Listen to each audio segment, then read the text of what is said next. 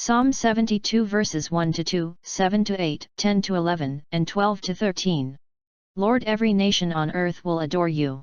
A Psalm of Solomon. O God, with your judgment endow the king, and with your justice, the king's son, he shall govern your people with justice and your afflicted ones with judgment. Judgment.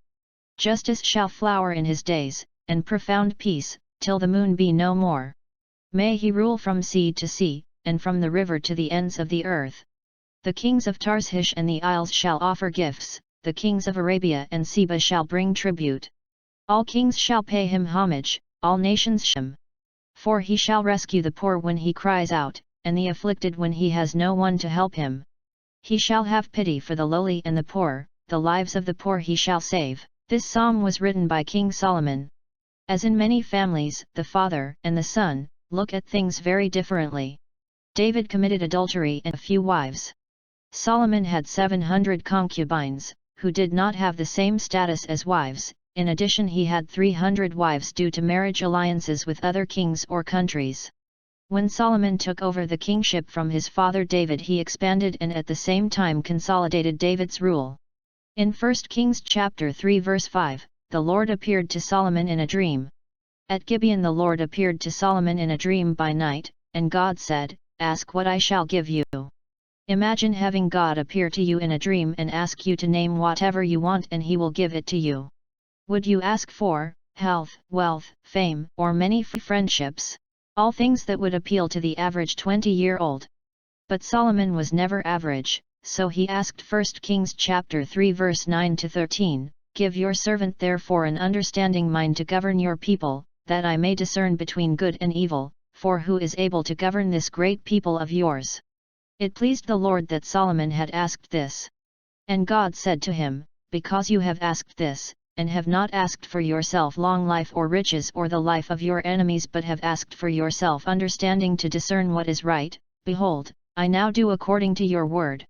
Behold, I give you a wise and discerning mind, so none like you has been before you and none like you shall arise after you.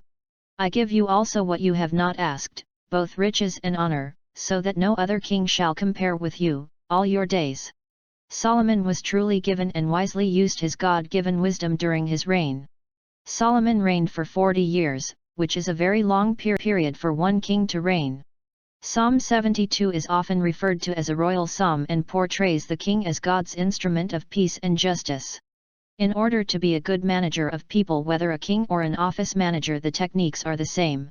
Carefully read all 20 verses of Psalm 72 and consider how you treat others, how you are treated by bosses or co-workers at your place of employment, and you can see why Solomon wrote this instructional manual for all generations. Reread it and compare it to your understanding of the life of Christ and you will discover how he acted while on earth, right down to praying to his Father and asking for the Father's guidance. As Jesus said, "Blessed are you poor, for yours is the kingdom of God." The ruling king will mirror the covenant God made with Israel. It would be a very different world if all the people in authority ruled with justice and mercy. Thus, those who oppress the poor will eventually self-destruct. This promise is fulfilled when Jesus defeats death, the devil, and subjects the nations to his rule. Jesus is the righteous king's son, the Messiah. Remember, his earthly ministry was devoted to healing and freeing people from those things that held them in bondage. His kingdom extends to the ends of the earth and is, not will be, but is, greater than any human country. Both women claimed the same child as their own. He declared that there was only one fair solution, namely, that the child should be split in two, each woman receiving half of the child. Upon hearing this terrible verdict, the baby's true mother cried out in horror and anguish, "Please, my lord, give her the live child, do not kill him." However, the liar, in her bitter jealousy, exclaimed, "It shall be neither mine nor yours, divide it." Realizing that a true mother's instincts are to protect her child, Solomon instantly gave the baby to the real mother, who was willing to relinquish her baby in order to save its life.